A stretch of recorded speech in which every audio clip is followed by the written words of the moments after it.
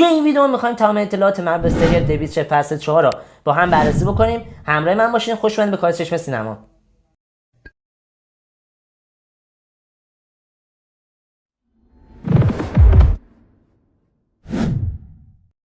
فصل 4 ویچر داره میاد بدون هنری کویل، اما آیا این تغییر بزرگ سریال رو نجات میده یا نابود میکنه؟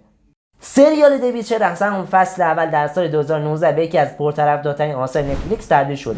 دنیای پر از جادو، هیولا و نبرده خونین که طرفدارای فانتزی رو مجذوب خودش کرد.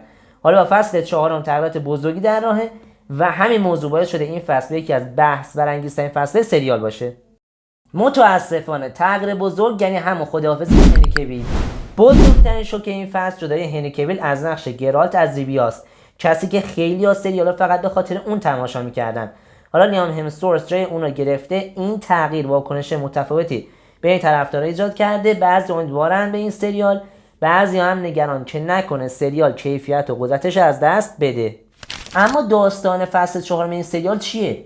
فصل 4 ادامه مستقیم فصل قبلیه. بعد از جدای شخصیت اصلی هر کدوم راه خودشون رو دنبال میکنن. گرالت درگیر نبرده تازه و دشمنای ناشناخته میشه.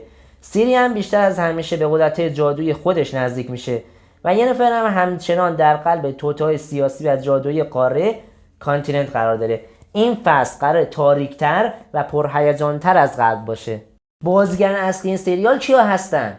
در کنار لیام همسورث بازیگر محو قبلی هم برمیگردن. آنیا چالوترا در نقش ینیفر، فریا آلن در نقش سیری و چوبی بیتی در نقش یاسکر. این حضور ثابتا کمک میکنه تا مخاطبا راحت‌تر با تغییر گرالت کنار بیان. حالا این وسط آینده سریال چی میشه؟ نتفلیکس تایید کرده که فصل 5 هم ساخته میشه و ماجرای دی ویچر همون جای پایان میرسه. یعنی فصل 4 شروع مسیریه که به سرانجام بزرگ این داستان ختم میشه.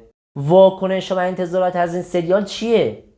منتقدا و طرفدارها دو دسته شدن.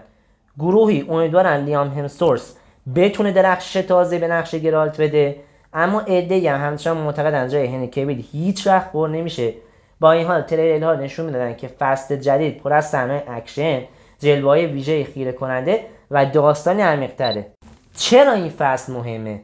فصل 4 نه تنها درباره مبارزه با هیولاست، بلکه درباره سرنوشت سیری و آینده کل قاره هم هست. این بار همه چیز تو خطره و انتخابای شخصیت‌ها میتونه سرنوشت دنیا رو تغییر بده. و اما بریم سراغ سوال اصلی. آیا فصل 4 این سریال ارزش دیدن داره یا نه؟ دی ویچر فصل 4 ترکیبی از تغییر بزرگ تو نقش اصلی، داستان پرهیجان تاریک، بازگشت شخصیت محبوب و شروع پایانی بزرگ برای حماسه فانتزی. اگه عاشق دنیای جادو، هیولا و نبرده خونین هستین، این فصل رو از دست ندین. و من خودم این سریال رو دیدم و بسیار دوست داشتم. حالا من نمیدونم به چه ژانری علاقه داریم، ولی به نظر من سریال فصل 4 با این که هنری کویل عوض شده نقشش و کلا از این سریال رفته، به نظر من ارزش دیدن داره.